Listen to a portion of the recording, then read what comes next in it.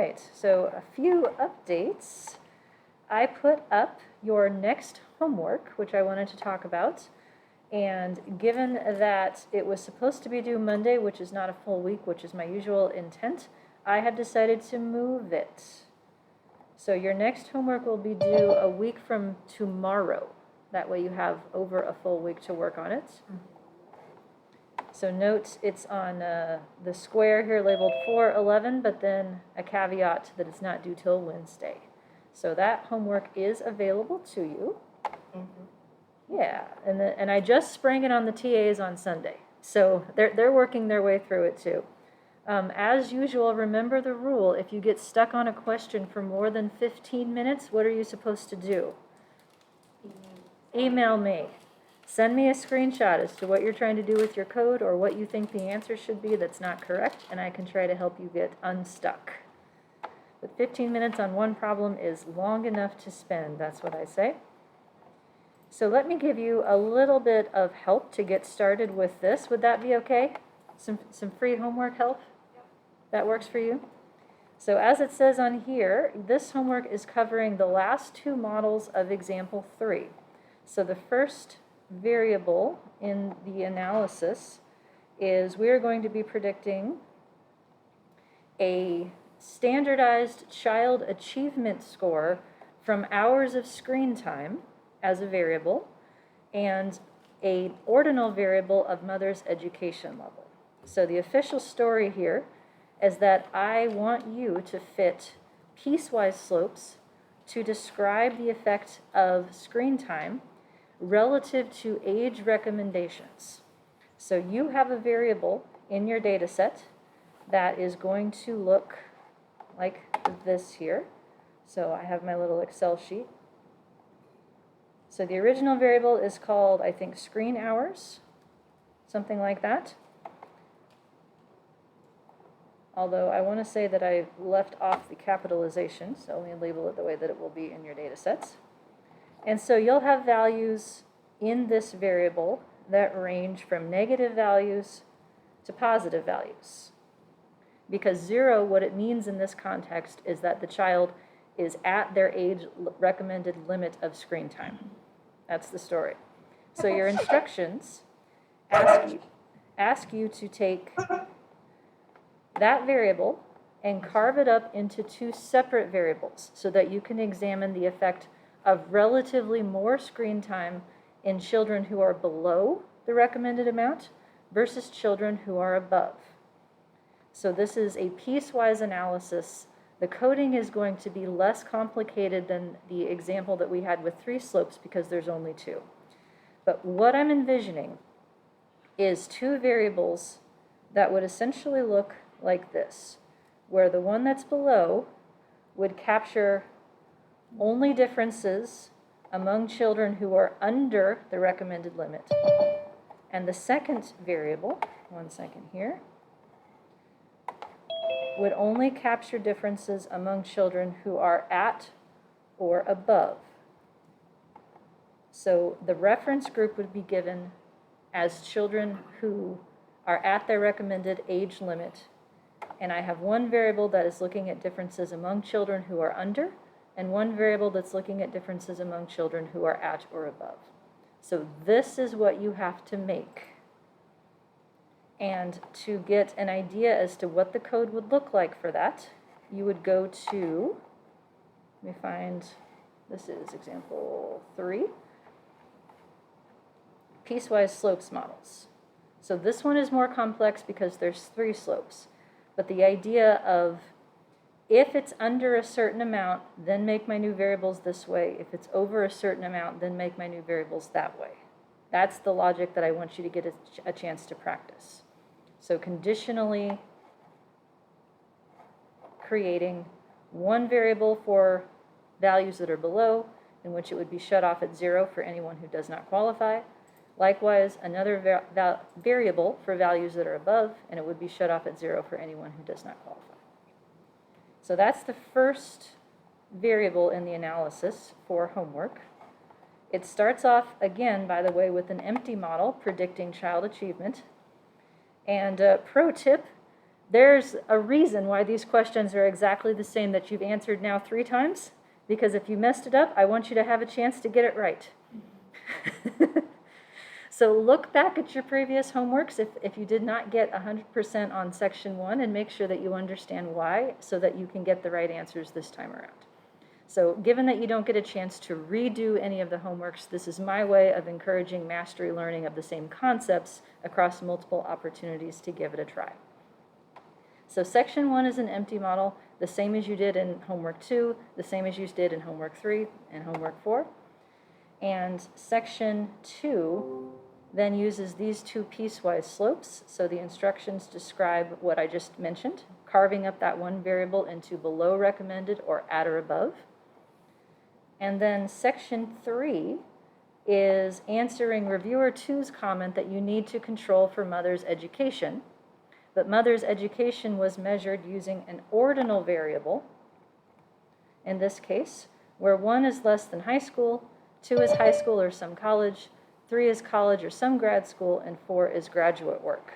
So this is actually a really common way that I've seen in practice that people collect such variables, and there's always a debate as to whether or not you can think of that as a continuous variable with interval measurement. These aren't really numbers, but people want to treat them like numbers. Fortunately, it's an empirical question as to whether or not we can treat such a variable as interval, because what it boils down to is asking whether the difference between 1 and 2 is the same as the difference between 2 and 3 is the same as the difference between 3 and 4. So this works out to be another type of piecewise slopes model where you're looking at these adjacent differences among the 4 categories. And code to be able to do that is, let's see, we're going off of the happiness example that was at the end of our previous unit. So this idea of sequential slopes. Now you only will have 3 slopes instead of 4 because there's only 4 possible values instead of 5. But this is the idea, this type of coding scheme right here that gets you adjacent differences. So in example 3, that's the very last model that we did, looking at, let's see here, let me find it. Yeah, so happiness predicted from a linear predictor, and then the last model shows the coding scheme that enacts that table in all the different programs. So you can steal this, and with a couple of find and replaces, have everything set up for how you would answer section 3. Okay, so I know that you haven't had a chance to look at the instructions for homework, but I wanted to point out where these things are, and I am recording, so in case you need to come back and watch it again, that way you have all the resources that you need to be able to do this. Okay, any questions that spring to mind so far? Okay, then one more thing that I want to tell you. In building this homework, I realized that I could have been nicer to you in describing how to get partial R slope effect sizes. So what some of you discovered in doing your previous homework was that you had to ask for slopes that were already given as part of your model output additionally so that you could compute effect sizes for them. And I wanted to show you an easier way to do that that requires less code. So I added to the example 3 code that is online, and I added to this handout, and I posted a new version that is more complete with respect to those effect sizes. So let me show you where the changes are. So in SAS, for example, we'll start there. There are 2 different tables that give you slopes. So there's this one, for instance, that give you all of the slopes that you asked for in the model. So these are the differences between adjacent categories of happiness 1 to 2, 2 to 3, 3 to 4, and so forth. Then there is a separate table that shows up that is a result of the estimate statements that you wrote. So you write estimate statements to get slopes that are linear combinations. So differences among non-reference groups. So for instance, mini golf versus both golf in your last homework. Also adjacent differences between the slopes. So is the difference between, say, 3 and 4 the same as the difference between 4 and 5? That kind of thing. Oh, these numbers are off. I need to fix that. But anywho, so what the code now does that I changed is the ODS output statement in SAS to start with, and I'll show you each program, is now saving two different tables. It's saving the one that you get by default and the one that shows up with the estimate statements. So parameter estimates is the one that gives you the slopes from the model. Estimates is the one that results from these estimate statements right here. Then, to compute the effect sizes, the new code that I have combines both tables into one. So now you do not have to write out every single slope again that's already given to you by the model. So the formula then for partial r is given right here. It's the t-value divided by the square root of t squared plus denominator degrees of freedom. So if you're using SAS, you'll need to change this number to be consistent with your data set. Then you will get one combined set of results that has all of the fixed effects from your model, with partial r as the last column, along with all of the fixed effects that you requested as linear combinations via estimate statements.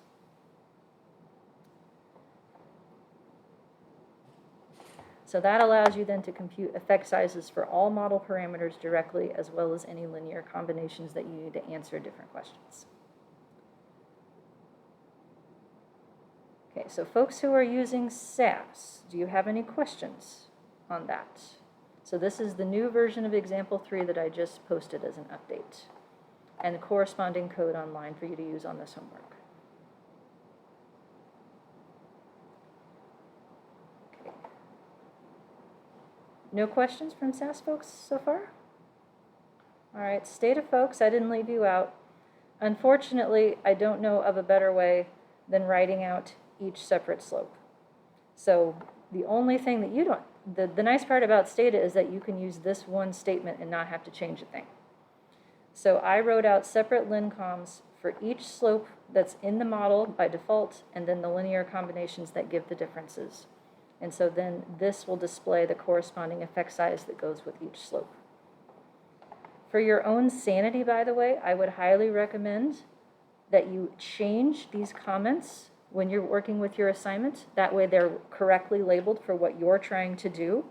Otherwise, you'll just get a huge string of output and no way to know what's what, without having to look very carefully at these labels, which are not as descriptive. So these green things here, these are comments designed to help you because they show up in your output file.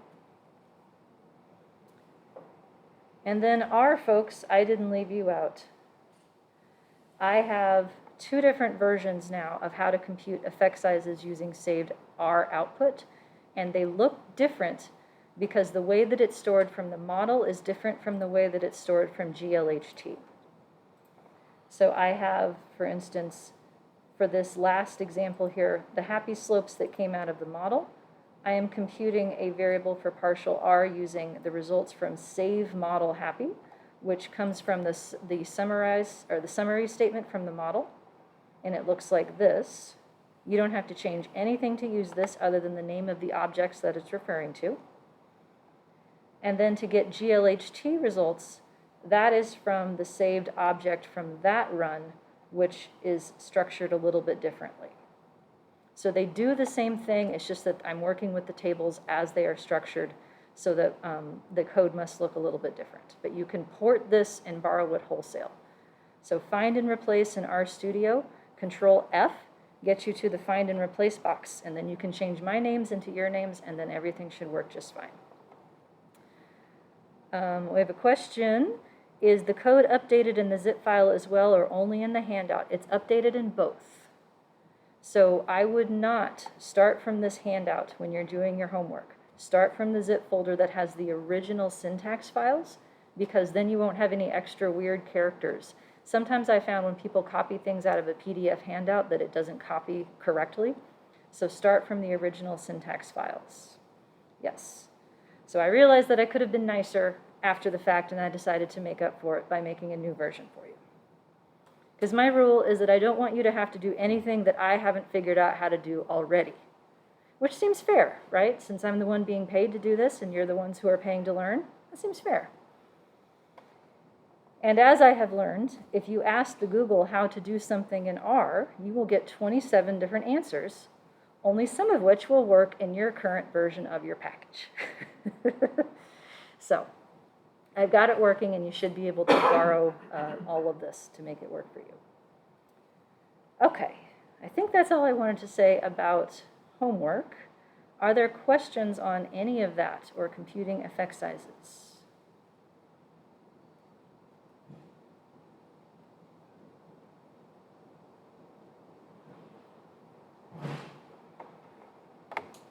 Okay, no questions yet. That's totally cool. That's another reason why I extended the due date until Wednesday, because then we'll have 2 more sets of office hours and class times for you to ask questions in. So you can start working on this if you wish. Otherwise, you can put it off for a few more days. All right, so that's that.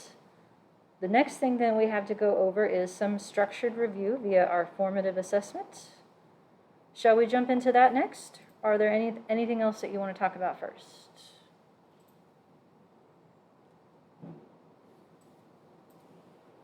Good? Okay, well, let me see here. I'm going to shut this. Here, we'll save it real quick. Why not? I might need to refer to it again. Okay, now that goes away. We'll shut this down. The more things I shut down, the better my bandwidth is, I've learned. Okay.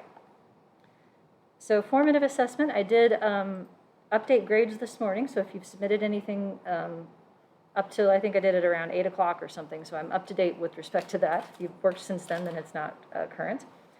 But we've got a couple questions here, sort of big picture stuff that we've been covering less recently, so I'm dipping back into the past a little bit, but that's important to make sure that we can all be on the same page and moving forward.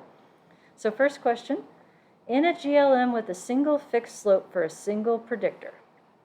So what we would consider simple linear regression is the word for that if you have a quantitative predictor that has a linear relationship only, or if you have a binary predictor, in which case the slope tells you how the one group differs from the 0 group. Cough, cough, homework question, section 3, how the one group differs from the 0 group. I'll say that as many times as it takes until everybody's with me on that one. So those are the 2 instances in which I'm talking about. The idea of a binary predictor of a quantitative outcome, by the way, is also known as a 2 samples t-test. So some of you referenced that in your answers, and so I wanted to point out, yes.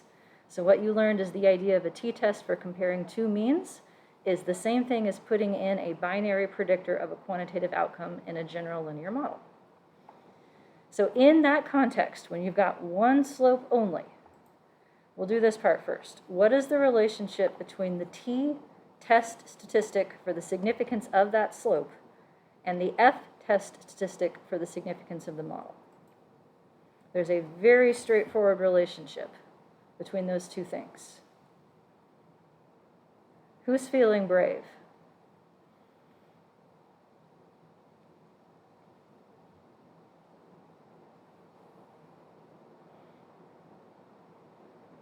Straightforward mathematically, conceptually less so, which is why I'm asking the question. How does the t-test statistic for a single slope relate to the f statistic for the model, if there's only one slope in the model? It's the same as f. It's telling you the same thing, but t and f are not equal. Very close, though. How do I get from one to the other? F equals t squared, right? That's it. F equals t squared. Because t is estimate divided by standard error, and f is the same idea but in squared units, because the purpose of f is to lump together multiple slopes, and it doesn't want positive and negative slopes to cancel each other out. So it uses squared units to prevent that from happening. So t squared is f. When would you have seen this? In a few different places. This is, I'm going back into example 3 here. We had, here's one.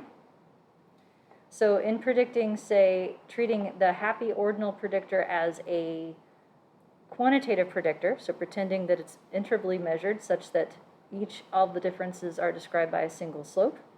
In the solution for that model, here's the slope for happy. The slope is 0.73 with a standard error of 0.57. So that estimate divided by the standard error gives me my t-value. So t tells me how many standard errors away from the null hypothesis my slope is. So generally speaking, a t of 2-ish is where corresponds to an alpha of 0.05, where significance starts. But if I take this t of 1.30 for that one single slope, and I square it, I get the f for the model, because the model only has one slope in it. So this model sums of squares table is telling me the exact same thing as the solution for my slope. If you look at the p-value for the f, it is identical to the p-value for the t. That's not a coincidence. T squared is f.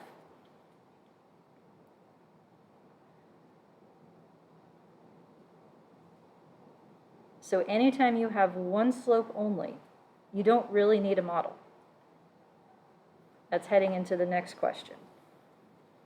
I could find that same p-value to describe the significance of the relationship between these two variables with a Pearson correlation.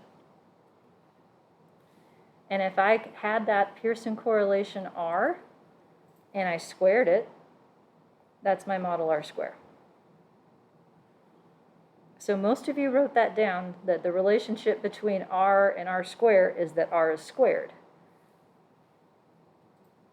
That relationship only holds, though, if you only have one slope. If there's more than one slope, then it's not a one-to-one correspondence anymore.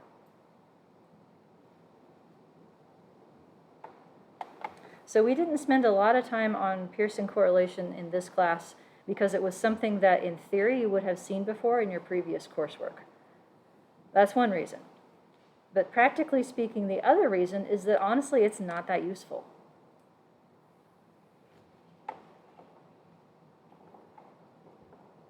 So that leads to the second question. When is it useful and when isn't it? So questions about question 1 here. If you only have one fixed slope, you don't really need a model. I initially thought you were asking about the relationship between all of them. Between all of them? Yeah.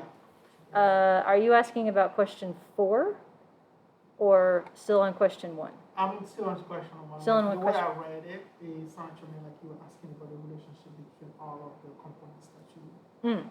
So the other way that you can think about this, so where I was going with this is like t and f, t squared is f, and r squared is r square.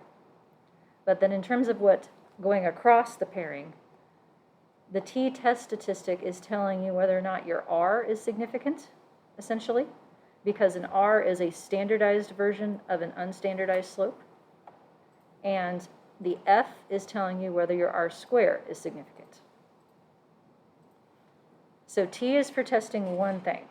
F is for testing multiple things. Or thing means slope.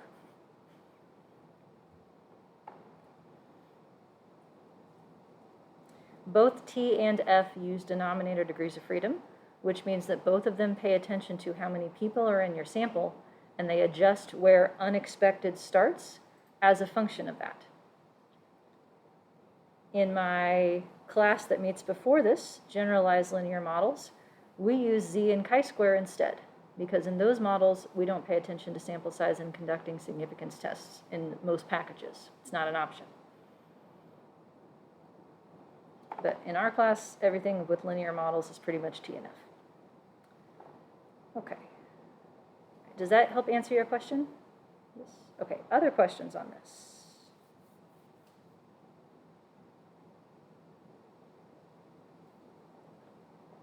All right, then question 2.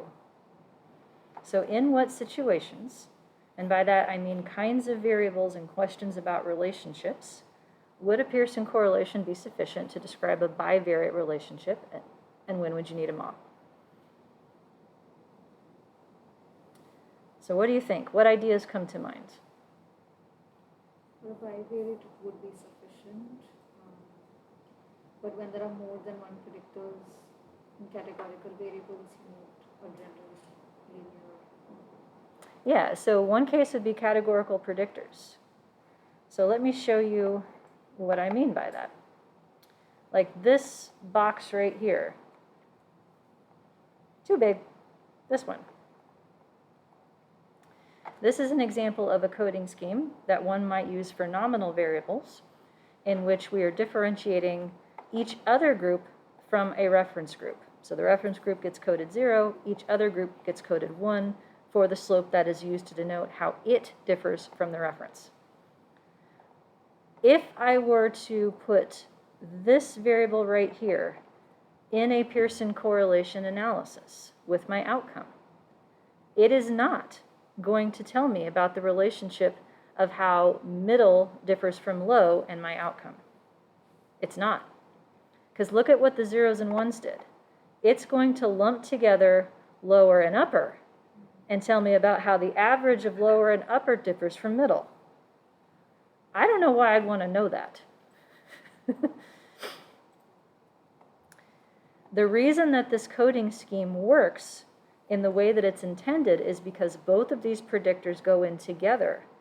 And when both are together, the slope conveys each of theirs unique effect, controlling for the other.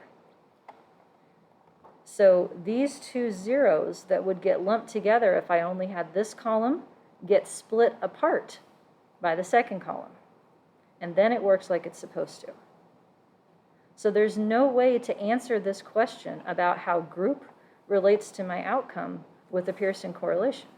It takes two slopes to describe the effective group, and a correlation is a one-slope idea.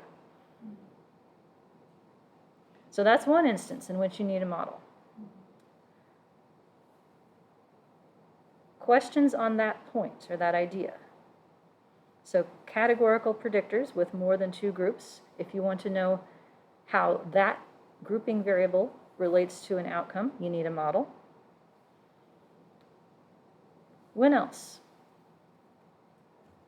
What about quantitative predictors?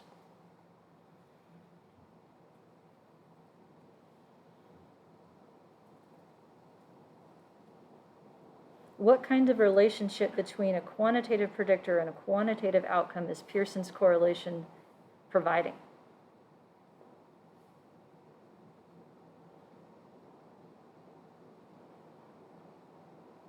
Because it, I don't know if I can explain it correctly, but because it's not necessarily linear, it may go. Yeah, it's a linear relationship specifically. That's what Pearson's correlation is indicating. But if you have a nonlinear relationship, for instance, if you have something like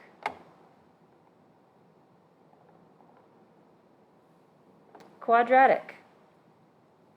So in this example, chronological age was quadratically related to income. Pearson correlation is not going to pick this up. It's only going to pick up a linear relationship. And if I try to draw a line through this, it's not going to fit very well. So this is another instance in which the total relationship between age as my quantitative predictor and income as my quantitative outcome takes two slopes to describe it. I need a model. Likewise, for something that takes three slopes, here's a picture.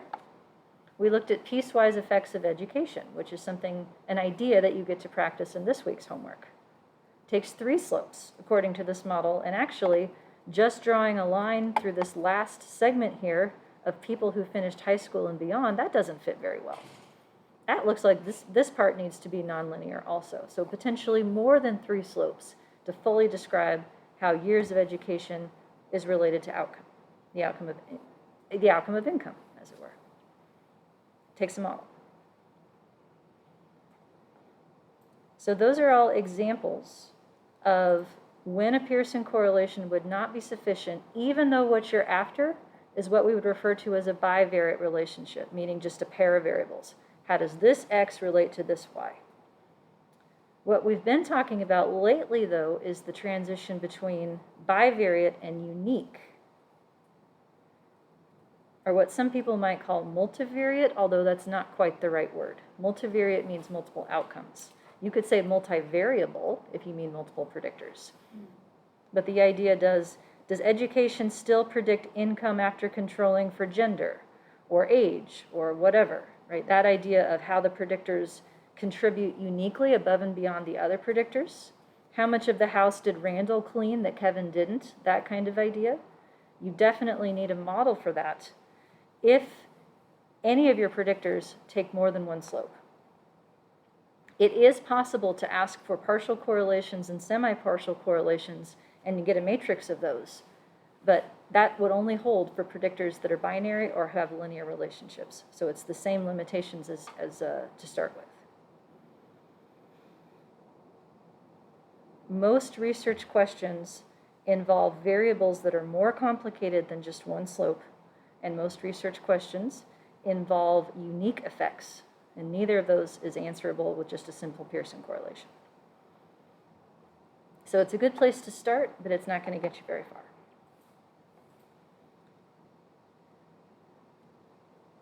Okay, how are we doing? Some thumbs up. I see a few some sideways. Is that what I'm seeing? Sideways thumbs? Sideways thumbs are acceptable. Is there anything I can do to make them go up? Crank that up?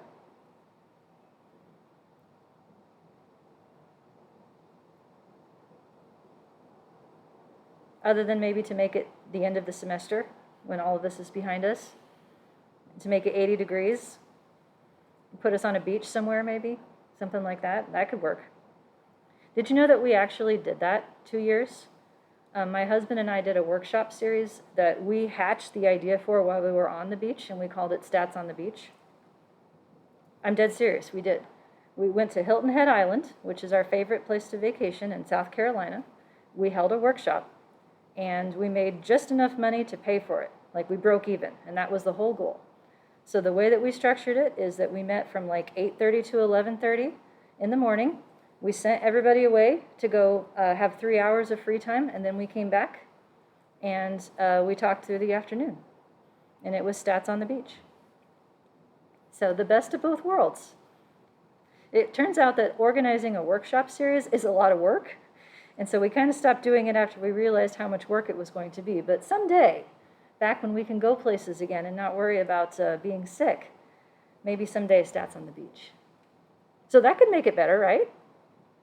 Like, I mean, how can you be sad when you're at the beach? It's impossible. But Drinks allowed? I can't do that. Question? Are drinks allowed? Drinks allowed? You know, we did have a happy hour. The first night, we did have a happy hour where we could, you know, talk data, have some mimosas, you know. It was nice. Because you have to have a fruity drink at the beach. You're not allowed to just, you know, have your regular, like, glass of wine or something. It needs to be like a daiquiri or a margarita or, you know, something with, like, that involves a blender. And a little umbrella in the drink. But, yeah. Oh, now I'm depressing myself. No beach today. My watch says 48 degrees and rain. But anywho. So how can I make this better? What can I tell you about? What can I clarify? What can I review? How can I make this better?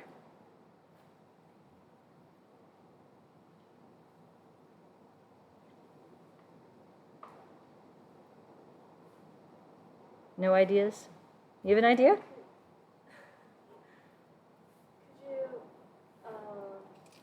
you give a clear answer of all of these questions after? Can you upload some? Oh, can I upload the answers?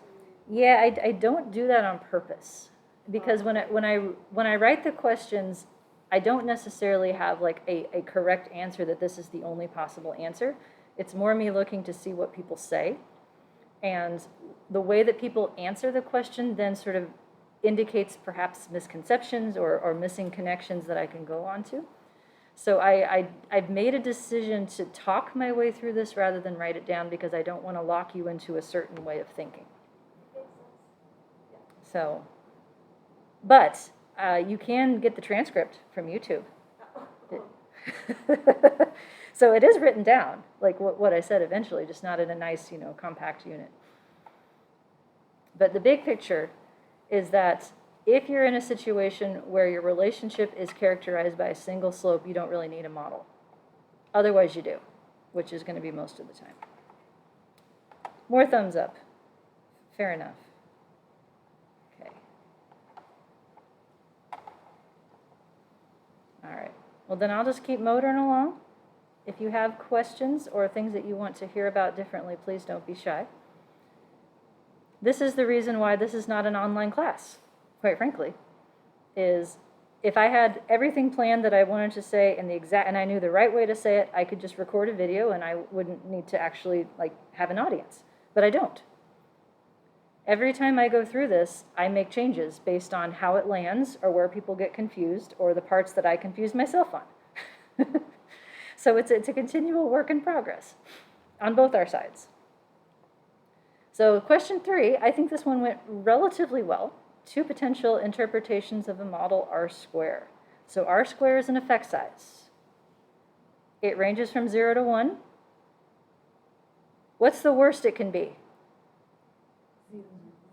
0. See, this is a finger question. See, the Zoomers can play along here. What's the best it can be? 1. Yes, so R-square, you can think of 2 different ways. The more natural way I think of is to think of it as a proportion, since it ranges from 0 to 1. It is by how much the residual variance was reduced from adding your predictors. So you can say by how much the residual variance went down, or you can say by how much the explained variance went up.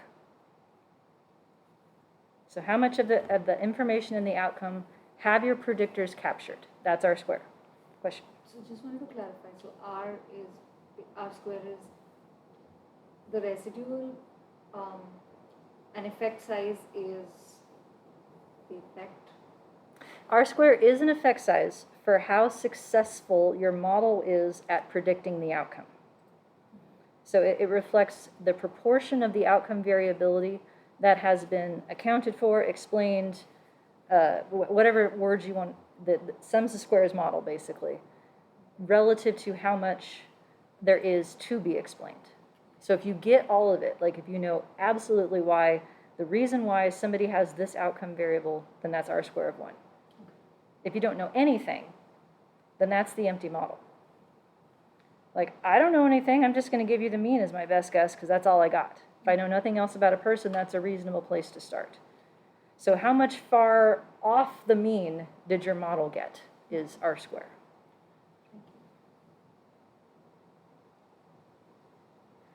And there's not necessarily like a value that's good or bad.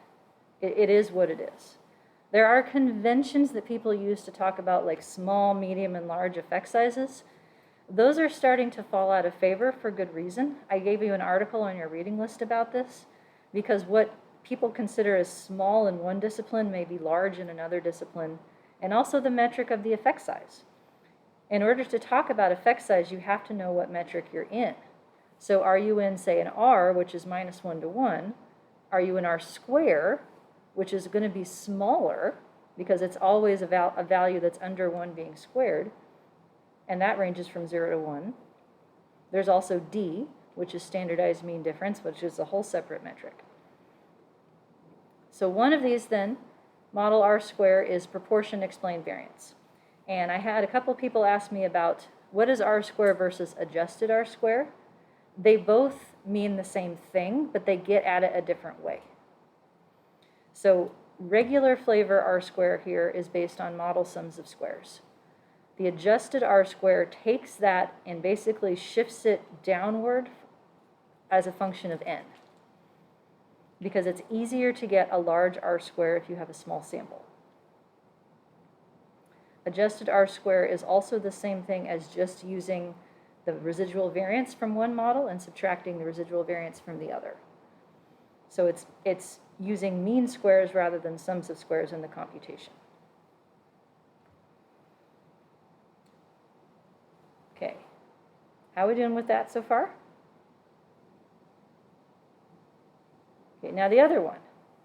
Let's talk about it as an R that is squared. What is it the R between? It is not the R between a predictor and an outcome. That only works if you only have a predictor and one slope. It does not generalize past that case. So instead, it's the R between the outcome and the outcome predicted by the model fixed slopes. So it's the correlation between y hat, beta 0 plus beta 1 times x plus beta 2 times x2, that thing. What does the model say your outcome variable is going to be? You can compute that for any person given their values of the predictors. And anybody who has the same predictor values gets the same predicted outcome, the same y hat. So the model R square is the correlation between the predicted model y hat and real y outcome squared. And that generalizes to much more complicated models than what we're doing in this class. Multi-level models, some generalized models, structural equation models, and so forth.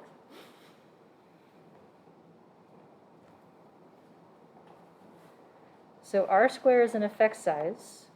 How do we know if that R square is significantly greater than 0? What do we look at? What's the corresponding significance test that goes with R square?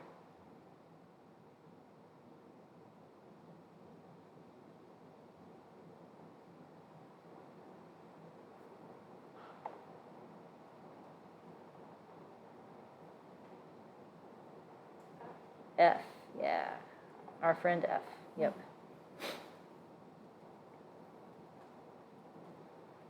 Yep. So F tells you whether your model has a significant prediction. Is the outcome predicted by the model significantly correlated with the real outcome?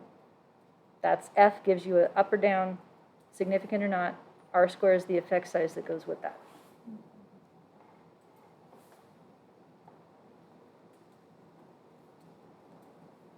Okay. Any questions on any of that?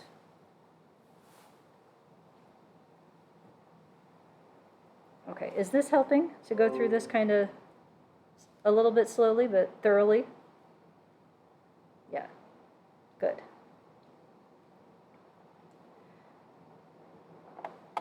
So question 4 then, what is the relationship between a slope's effect size, the significance of that effect against a null hypothesis of 0, and sample size?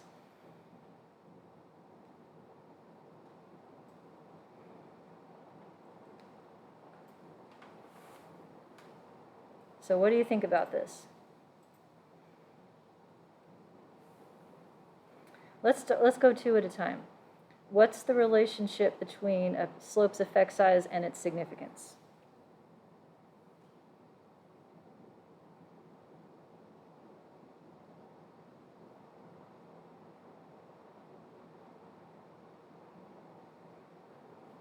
What do you think?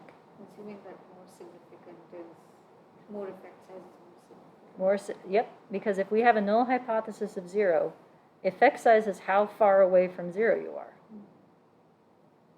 Significance is a binary decision as to whether or not the effect that you found is sufficiently far away, unexpected, would happen less than alpha% of the time. So a stronger effect is more likely to be dubbed significant because it's further away from 0.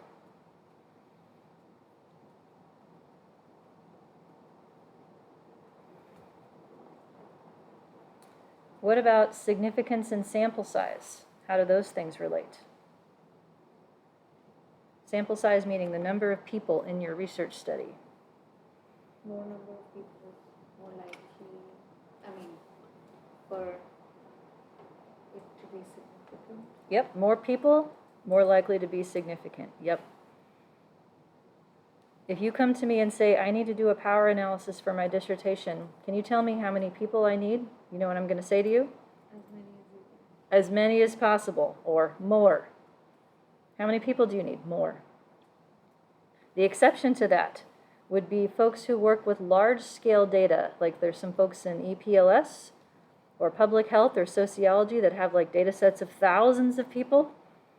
They have the opposite problem, because everything's going to be significant when you have 20,000 cases. So then that binary decision as to what to pay attention to is not as useful, and effect size becomes even more important.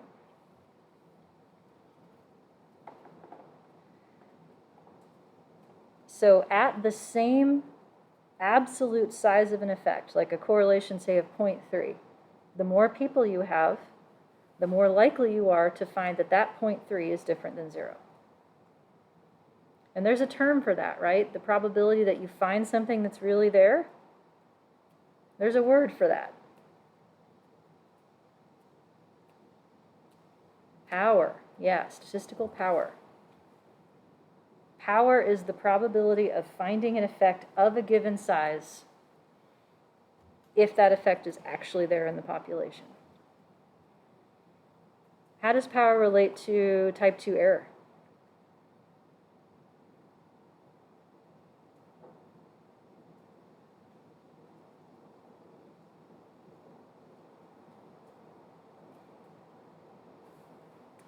Type 2 error is a miss, right?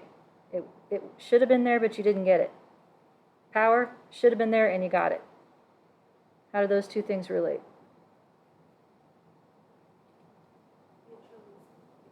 They're mutually exclusive, yeah. So what is the conventional level of power that we are all told in the social sciences that we should aim for? There's an arbitrary number that we've all decided on. Yep, 0.8. Yep. So saying that we want to have an 80% chance of finding an effect that's really there at a given effect size means that we are willing to have what rate of type 2 error?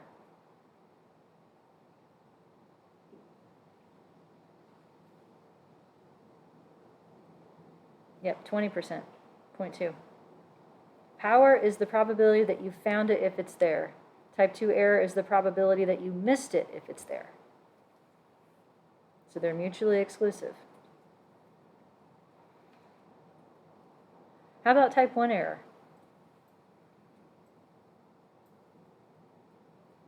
That is, yeah, that one is from a different distribution. So when I was first learning this, I had a really hard time with that because I kept wanting to say, like, is type 1 error the opposite of type 2 error? But it's not. Type 1 error is concerning a different reality. Type 1 error is, okay, there's nothing to see here, folks. How often are you going to have a false alarm? That's your alpha level. That's what you set a priori. 5% is standard. If you want to be conservative, maybe bump it down to 1% or even less. How often are you willing to have a false alarm is type 1 error. So that presupposes there's nothing to see in reality, whereas power and type 2 effect size presuppose there is something to be found in reality of a certain size.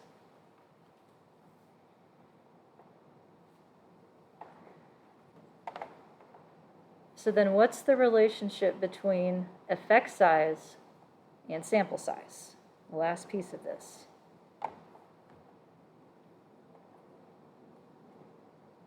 And I'm going to be opening up a picture here while you think about that.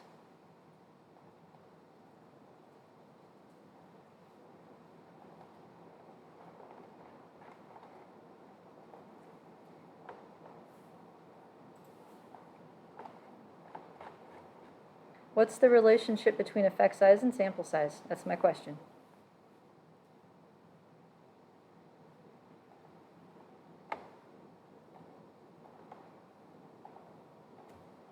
We have one answer. If there's a larger effect, you don't need as large of an N. To find it to be significant, that is true.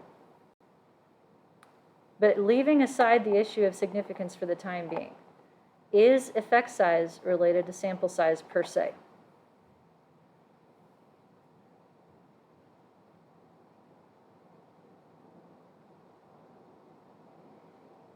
If you have more people in your study, are you guaranteed to find a stronger relationship? No, you're not. They're unrelated. The relationship is what it is. Your sample size is the amount of signal that you have to pick it up. Now, they are related in the context of precision of the effect size. So here's the picture that I wanted to show you. Let me get it over here, drag it to the other monitor. 1 second. There we go. This is slide 56 in lecture 2. So the story behind this picture is that I made up data. A sample of 100,000 fake people is my population, in which the true relationship between two variables is a Pearson correlation of 0.3. Quick quiz, what's the R square? 0.3 squared. Of this, oh, sorry. Yeah, 0.09. So a correlation of 0.3, another way of saying that is that there's 9% overlap. This predictor would explain 9% of the variance of the outcome at a correlation of 0.3. So I know, because I made up the data, reality. In reality, this is what I should find. Now the question is, am I going to find it in any one sample? Yeah. Here's my picture of what happened when I took repeated samples of different sizes. So the first square here is 42 people in each sample. Grab 42 people, compute a correlation. Grab 42 more people, compute a correlation. Did this 1,000 times. What this histogram is showing right here is what the correlation ended up being across repeated samples of 42. The right answer is in the middle. So it worked in the sense that on average, yeah, I got back the right answer. But in any one sample, I could get anywhere from a correlation of negative 0.3 all the way up to a correlation of like 0.7 or so. If I have 63 people in each sample instead, it gets a little tighter. 85 people in each sample instead, tighter yet. So tighter meaning more consistent. You have a better shot at getting the right answer in any one sample.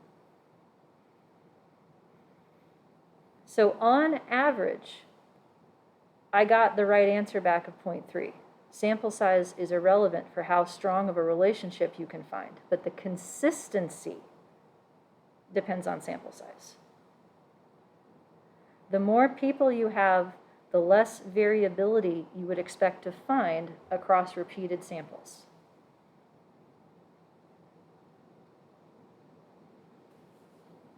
So this is where a priori power analysis can go awry.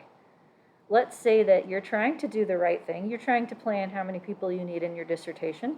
So you grab 10 people to do a pilot, and you compute an effect size of 0.3, and so then you figure out how many people you need to reliably detect a correlation of 0.3. It turns out to be 85 people. So that's the bottom of the picture here, is what happened with respect to the significance test, where the red lines here divide when a correlation would be labeled as significant, and power is the proportion of the replications in which that happened. So 85 people is where power of 0.8 is to detect a correlation of 0.3. So if your 10 people provide you with a correlation of 0.3, and that is actually accurate, and you go plan your study, then all is good.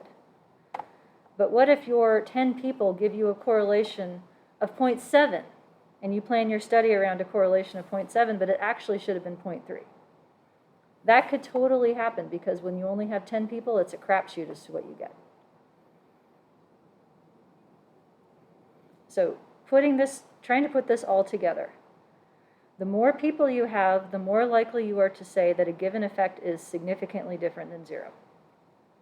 The stronger the effect is, the stronger the relationship, the easier it is to say that it's significantly different than 0. But getting more people is not a guarantee that you'll get a stronger relationship. Those are two separate things, because the relationship is what it is.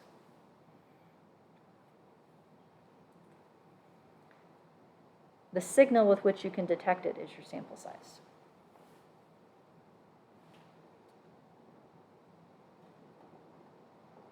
Okay, that's that.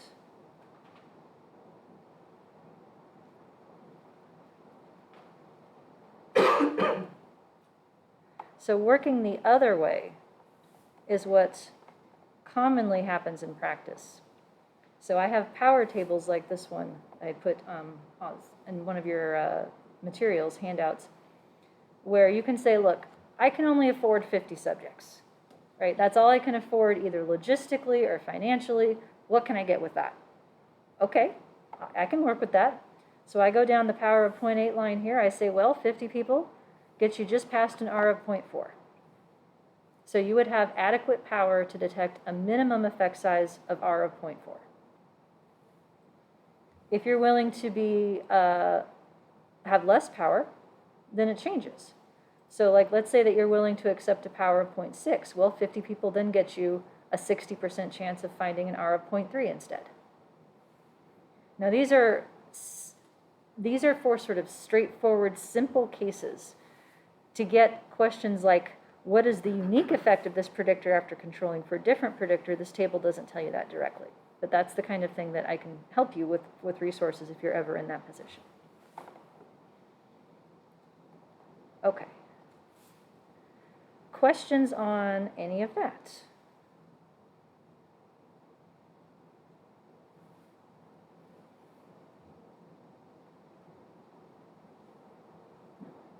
Okay.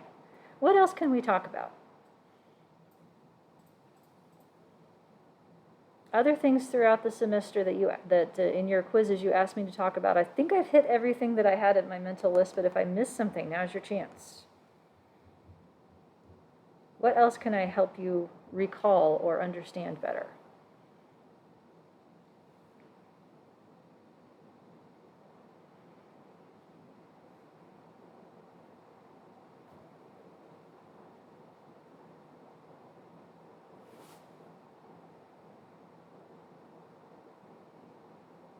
No ideas? Did I hit everything that you mentioned on your quizzes? Maybe? Okay.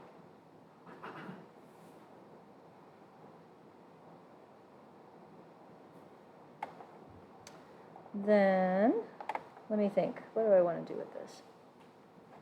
I don't need that one anymore. We can look at the beach. We can look at the beach and feel better about ourselves. What do I want to do?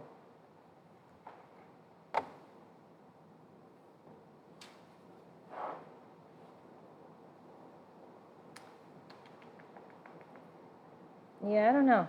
I'm feeling like the energy in the room is like, yeah, Lisa, we're done. Is that accurate? Is that just me like proprioceptive? Like, yeah, like it's 3 o'clock and we're kind of done. Accurate. Yes. I'm not trying to be clairvoyant, but sometimes I just am. Well, rather than jumping back into something with only a few minutes to spare, do you want to just call it a day? Would that be okay? 10 minutes of extra time in your lives? You can try today's Wordle. Don't tell me. I haven't gotten to it yet. Here for it. Okay, I think that's a compliment. Fair enough. Then we will call it a day. You can use the 10 minutes to start on your homework. How's that? All right, then I will shut it down for today, and office hours will start up again probably a little before 3:30 since I'll get there early. So thank you for being here. Have a good garbage day. See you Thursday.